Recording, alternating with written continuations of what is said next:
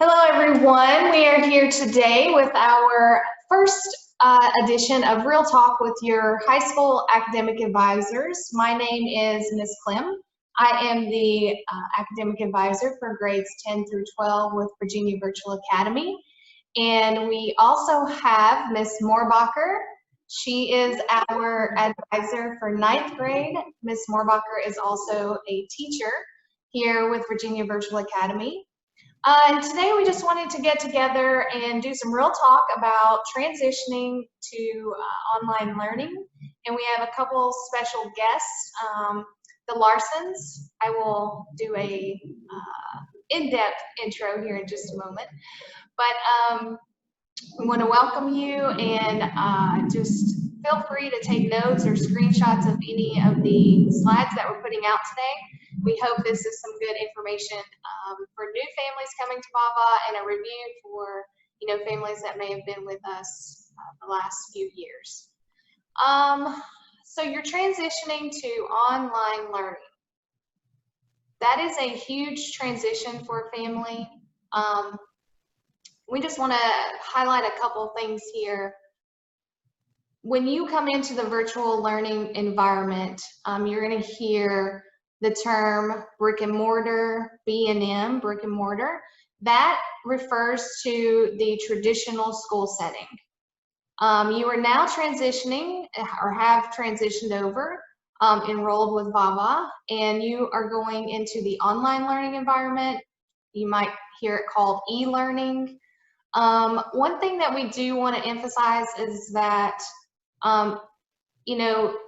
our learning and our platform and our curriculum is not, in this traditional sense, homeschooling.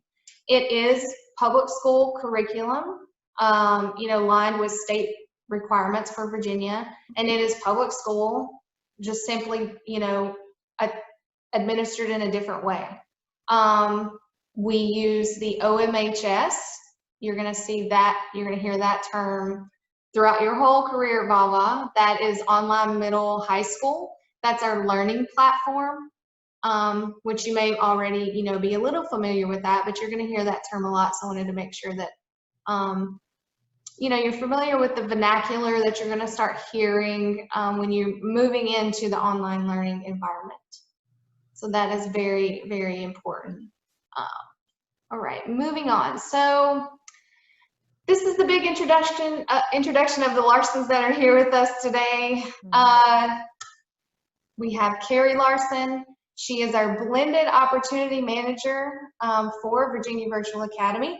So not only is she a learning coach, she is also an employee with VAVA. Julia, her daughter, is a senior student with VAVA. She is one of our seniors for our very first graduating class this year. And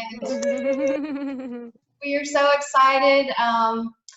Even though 2020 is a year that has been very challenging, these seniors, have risen above and they are carrying on and they're making the best of it, and they're going to have an awesome graduation. So we are, gearing up for that at the end of the year. We're super excited. The Larsons have been around, VAVA for years, and Carrie can elaborate, but their perspective is very unique. They've been doing online learning for years. They are managing, Carrie's managing working from home and schooling from home. She has great tips, great perspective. Julia, was in a traditional brick and mortar school, transitioned to online learning a few years ago. So they have a lot of wisdom, and we are so thankful that you're here today to impart that, in this video series that we're going to do. Just as a way to pass on all that wisdom and knowledge that you have. So we are very grateful.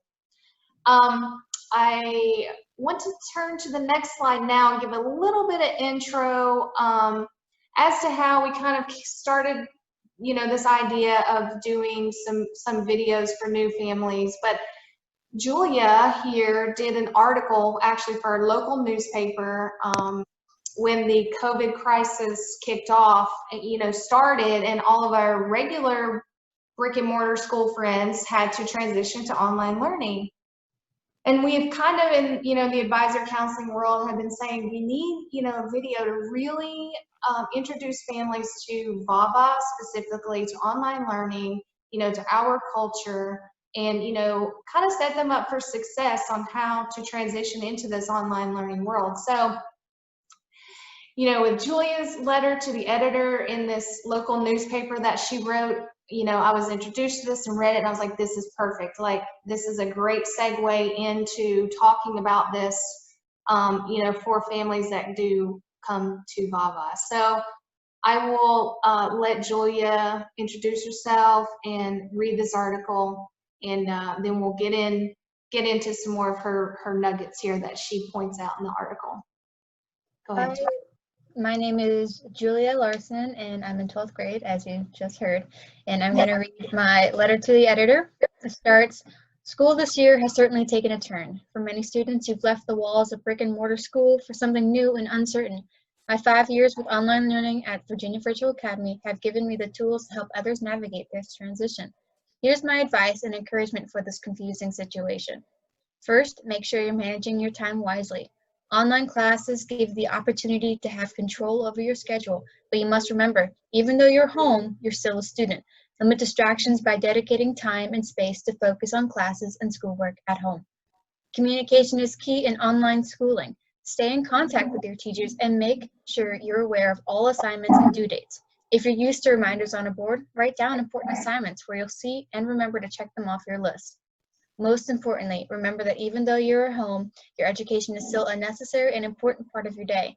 Put in the energy and commitment it deserves. It's your education, and finishing the year strong will keep you on the right foot moving forward. Thank you, Julia. There is certainly a lot packed into these 3 paragraphs, and this is, basically the outline that we came up with to, move forward in our talk today. So the first thing we want to discuss is time management, as Julia pointed out in such a great article. And I know, Ms. Larson, you're going to have a lot to talk about with this and setting up, your time management, your family schedule. So I'm going to let you guys just take it away. And Carrie, if you want to, introduce yourself formally and just go ahead and start talking about time management, which is one of the most important things to get down when you start. Absolutely. So our family's been home 9 years doing virtual learning here at home. Looking forward to celebrating our 10th anniversary next year. I know VAVA just celebrated their 10th anniversary this year. That's right. Julia started in 4th grade with VAVA. And there was a time when we did not have a middle school option or high school option, so we had to get a little creative. We did a K-12 independent study program for her middle school years, and we looked into a private online high school initially. But when VAVA came back with a high school opportunity, we were back in VAVA right away. So she came back for 10th grade and then is now going to be graduating. So we're very excited about that. And I love the expression, invest your time, don't just spend it. I mean, it really is an opportunity here to be at home with your family. You learn so much about your children as students. I had 3 in the program, and I can tell you that all 3 of them learn differently, process information differently. They're motivated differently. They have different strengths and skills and challenges. And I mean, you just learn so much, and the relationship that you can build with your children is precious and priceless. So I encourage families to make the most of their time and opportunity. I know Julia's going to talk a little bit about the Daily 8, but I was just going to kind of move into the prioritizing your educational experience with balance. I mean, again, just an invite to make it an educational experience here at home to balance and support those family goals as well as the educational side of things. I know with multiple kids in the program, we had to balance our day-to-day. We had our together time where we were working on things as a group. Even if we were working on different levels, we might be working on the same kind of course material. Spelling words was a great example. You know, in the early years, we were all doing spelling at the same time, but we had different words. I would have one-on-one time with my children, and while I was doing the one-on-one with one of them, the other ones would be practicing and working on that independent time. So again, we just kind of structured our day with that balance in mind. We would start at 8:30. And make sure that we kind of follow that general guideline, having that set routine, making the most of our day, our school day, so that we could get our schoolwork done in a timely fashion so that we would have free time and we could be in control of our schedules for what we wanted to do with the rest of the day. I pointed out to the kids very early that if they got their schoolwork done, the best thing about the program was there was no homework. We didn't have our evenings being eaten up with extra work. I will say as a parent that if you take time away from school, you need to make sure that you make that up. And that daily aid can definitely help with tracking that. Yeah, that is such a good point. I'm going to stop you real quick, only because, it is important to have it, your school day mapped out, and that's like a hard, structured timeline. And if you do have an appointment, that is the beauty of the flexibility of the program. But like you said, you have to go back and get that time back in, to make sure you don't fall behind. And Julia, do you want to touch on the daily 8? The daily 8 is a perfect way to make sure that you're getting the most out of every single day. If you're doing 8 things, you're most likely already ahead. So you don't have to worry about, falling behind or just getting distracted with other things. If you're always doing 8 lessons every day, you're most likely going to be ahead, and that is the perfect way to be. Yeah, the daily included lessons and class connects and any kind of goals that you had. The goal was to get at least 8 things done. Anything above 8 was great and counted as bonus. We were all good on bonus days, trying to get the most done. But our goal was always to track at least 8 things that we completed. And it did include the class connects because that is part of your school day routine.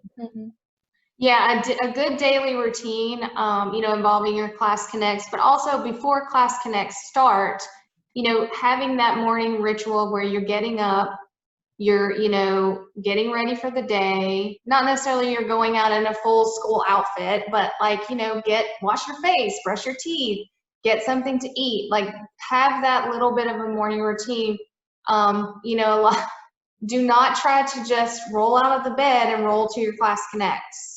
That is not the way to start your day to be most productive. Some students fall into the routine of, going to bed super late and then, trying to get up and, barely make their class connects, or then they get into the habit of sleeping in and sleeping too late. That is a trap. When you come into online learning, you still have to maintain that discipline of that daily school schedule and get your routine down. Ms. Borbacher, from a teacher point of view, how, an advisor, you also have a very, great perspective from both sides, of the fence there. When you see a student struggling with routine, what's your best advice? Well, I love the idea of the daily 8, and I would just elaborate on the daily 8 and say in the morning. So if you're starting school about 8:30, which is what I recommend, because if your first class connects a lot of times start at 9 o'clock. So you want to give yourself at least a good 30 minutes before those class connects so you can, 1, check your emails and also work on those daily 8s. And when I say work on those, I mean write them down or print them out somewhere.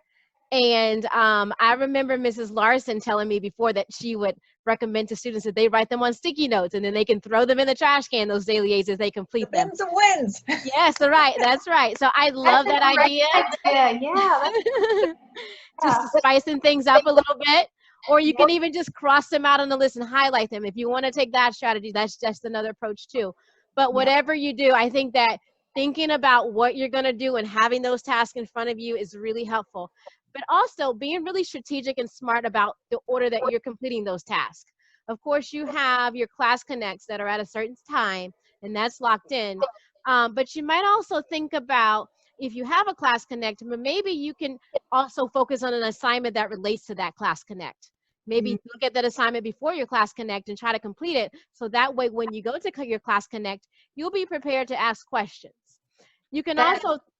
That's a great point, because your teacher, the class connect is your valuable time with the teacher, and they expect you to, engage and interact.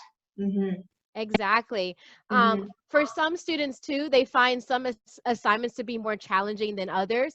So if you are a student, for instance, who has a really hard time with writing, perhaps, you may not want to start your morning with the essay because that might make you really frustrated or upset in the morning. And, it just doesn't get your day off to a good start.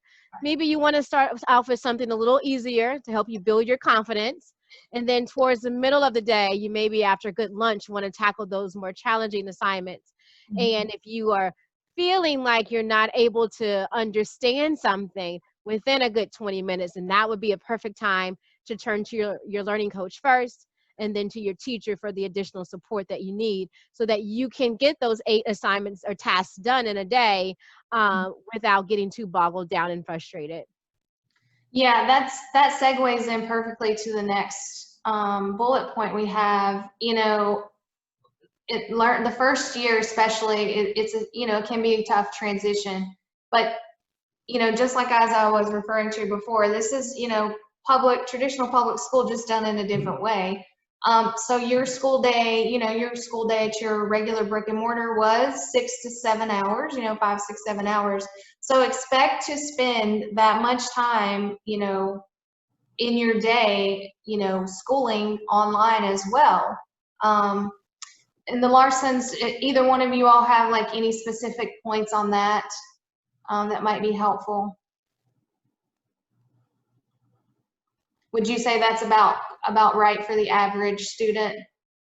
Yeah, that's about average, because you're going to find that some things don't take as long for you to complete because you might just pick up that objective, and that concept might come to you quickly, and that gives you an opportunity to build up a cushion for when you do need that additional review time, or you need to reach out to your teacher to get extra support.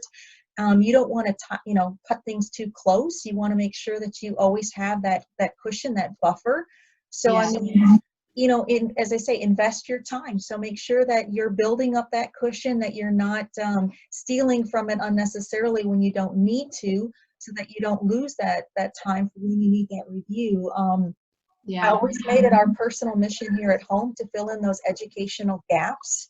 So if we found that there was something in particular that we had maybe missed, maybe something from a fundamental, early year that we didn't quite grasp or we didn't understand, and because we were on the public school timetable where we had to get it within a certain period of time, and then they moved on without us, whether we had it or not, we would use an opportunity here at home to review and fill in that gap so that my students did not have that weakness in their educational foundation. Think about like the Jenga tower. If you're taking out, you've got those holes at the bottom, and if you keep putting pieces on top, but you don't fill in those holes, your educational foundation is not going to support you in the long term. So we would make an effort to make sure that we would fill in those gaps whenever we came across them. And again, having that cushion really does help. So if you get into the habit of investing in your education and putting in those hours like it was a job, I mean, it would prepare you. Like the daily aid is great because it'll prepare you for so many things, including like what the job or college might look like. And so if you can get into that time management and get those solid habits established, then you'll have a great successful future to look forward to. That is a great segue into our next topic, which is you have to put distractions away and put schooling in their proper place. I think probably the number one distraction that I hear about or that I talk to students about is their cell phone. And that is the world we live in. We know that it can be a challenge, for us as adults as well. So we have, working from home, but we also use it sometimes for work. So Julia, I want you to kind of take the baton here and run with this, and just how do you personally as a student in this online, environment, working from home and, having everything right around you, how do you deal with all these distractions? Number one, I like to take my phone, put it somewhere else, maybe like on the other side of the house, like far from me so I don't get distracted. And it's always good to set up a working space. If you have a good working space where okay, this is where I do school, this is the place where I personally am more productive, then you're more likely to be more productive. So where don't you school at home? Don't school in your bedroom. It's there are so many distractions there, and I'm personally am more likely to take a nap if I'm on my bed. So Yes, that is a great point. I have a couple places that I work from in the house. And I know, Carrie, you and I have talked about that sometimes, you know, you might work communally, but you do have a space where it's quiet for your class connects, you know. Kind of over the years, maybe you've had several places, I don't know. Do you normally sit at one spot every day, Julia, or how do you like do it? over the years, I've moved around. We used to do school in the dining room. Then we moved to the kitchen table, back to the dining room, up in the office, and right now I'm doing school in the living room. So it's kind of all over the place. And you know, when you're schooling at home and you're in the same place every day, it's nice to change it up a little bit, you know, a new environment. Yeah. And I guess Class connects, you know, we leave the room as the main area if someone's got a class connect so that we're not a distraction for the other ones. So yeah, I think, you know, the phones and, you know, being on a different website, even because you are on your computer all day, you know, it's too easy to just pop open another tab and you're on YouTube looking at all these videos, I don't know, or Snapchat or whatever. So you have to, you know, really discipline yourself that during school time, this is school time.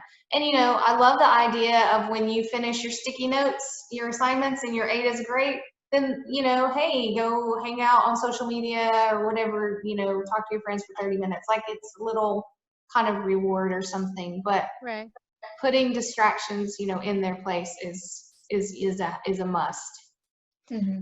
Right. I usually tell students maybe take, you know, maybe 2 or so small breaks during the day if they're going to work 7 hours a day. So, you know, prior to their lunch break, they maybe take a 10 or 15-minute break, and that would be the perfect time, like you said, Mrs. Clem, for them to check their social media page and use those as an incentive, those breaks or reward. So, you know, as you're working in your class, let that be your motivation to get through that. Hey, I know once I finish this, I can, you know, take a little break. It doesn't even have to be social media, but maybe go take a walk or ride your bicycle or do something fun. This is your life, and education is an experience, right? So you want to make it, you know, a holistic experience. We're not just at our computer all day long. You know, learning is, you know, it's holistic. So, you know, we learn and we connect with others in a variety of different ways. So taking time to do that is important, but we just have to discipline ourselves, like you said, to know to jump right back in there when those break times are over. So maybe a couple 10 to 15-minute breaks and then an extended lunch break. But just think about how you have those small breaks incorporated into a traditional brick and mortar school, like when you would transition from class to class. Think about that. And so if we have 7 hours or so that you're spending on a day on your schoolwork, then that usually equates to about an hour for each class, right? So you may have, you know, your hour for your class connect time, maybe an hour in another class where you're working on an independent assignment. So think about that after each hour. You know, you're taking your breaks and your transition to the next, you know, next class per se. But again, yes, breaks are important. They keep us refreshed. Yeah. So just don't forget to take those, but in moderation. Right. Yeah. breaks, you know, don't be afraid of a mental break as opposed to a physical break. Like, you know, you pointed out before, if you've been spending 20 minutes on something and you need a break from it, you can move on to a different subject on a different lesson and still keep that momentum and keep your groove, maintaining that so that you're working on something else on your daily 8 checklist, but you don't necessarily walk away. Sometimes it's harder when you walk away to find your groove again and get back into you know, the momentum that you need in order to complete your schoolwork. So mental breaks are great. So if you need like to move from one thing to a different thing just to keep, you know, your brain fired and you got that variety that you can chew on, feel free to do that because that really does help. I had my youngest was always forever needing to go from one thing to the next thing, and the more I could keep him on his toes, the more engaged he would be and the more productive we would be. But if we took physical breaks, then it was like dragging his feet trying to get him back into his chair to do schoolwork. So again, mental breaks can become your best friend. Just that like switch. Okay, I'm going to go from history to math. I need to do something different. Yeah, that's an awesome tip. Yeah, love those. So that kind of brings us into the next topic, which is do not procrastinate. Talking about things we might not like to do, you know, we want to put them off. We talk about, you know, our favorite analogy when we talk about procrastination is that it leads to this situation where you get behind on your assignments, and then it's like a big snowball that just happens that you can't get away from. So this is our angry snowball, and I want you all to like picture this in your mind. You know, do not let that snowball start to develop. You know, that can happen in a variety of ways. You know, you might have to take a couple days off, you know, and then you have to catch back up. But like we referenced before, when you do take time off, you know, you have to invest that time back in. It is, you know, imperative that you get caught back up, you know, as soon as you can. You know, time management, taking some time off, you know, you communicate with your teacher as well, and we'll talk about communication a little more. But procrastination will get you every time. And Julie, I'll kind of, as a student, I want to hear from you too, like, what's your advice on procrastination? Other than it being a big angry snowball that will come after you. In the brick and mortar school, your teacher's right there, and she can, you know, okay, you're not doing something, you get points deducted or whatever. So she's right there to motivate you. So when you're at home, it's good to, you know, interact with other people and say, okay, help me keep track of this and make sure that I'm doing what I'm supposed to be doing, and I'm making sure that my assignments are done. So like for me, that's my mom. She's like, okay, Julia, you got an overdue. You gotta complete that. And Yeah. like, that's probably the most important thing, because if you're trying to do it by yourself, you're more likely to just say, oh, I can push that off for a week or something, and then you like snowball, you get so far behind, you're like, how can I ever catch back up? I love that. So like, it's almost like you have an accountability partner in this, someone keeping you honest and kind of on task.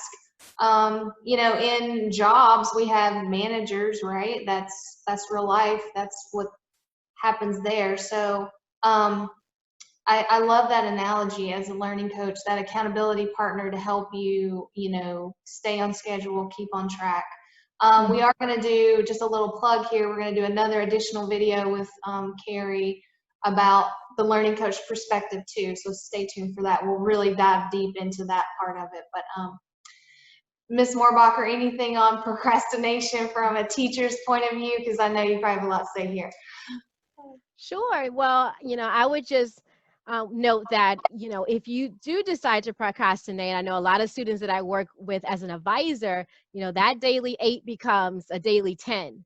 And so just really think about, if you're wanting to spend, you know, the 9 to 10 hours that it takes to get caught up, right? We don't want that angry snowball hunting us, like Mrs. Clem said, because you'll be at your desk for a lot longer every day in order to play catch up.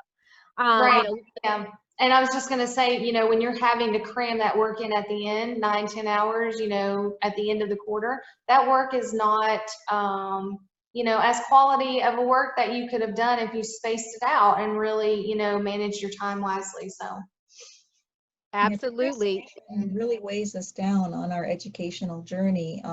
Those due dates are great check-in points. They're an opportunity to connect, to make sure that you're on the right track so that you're not going astray.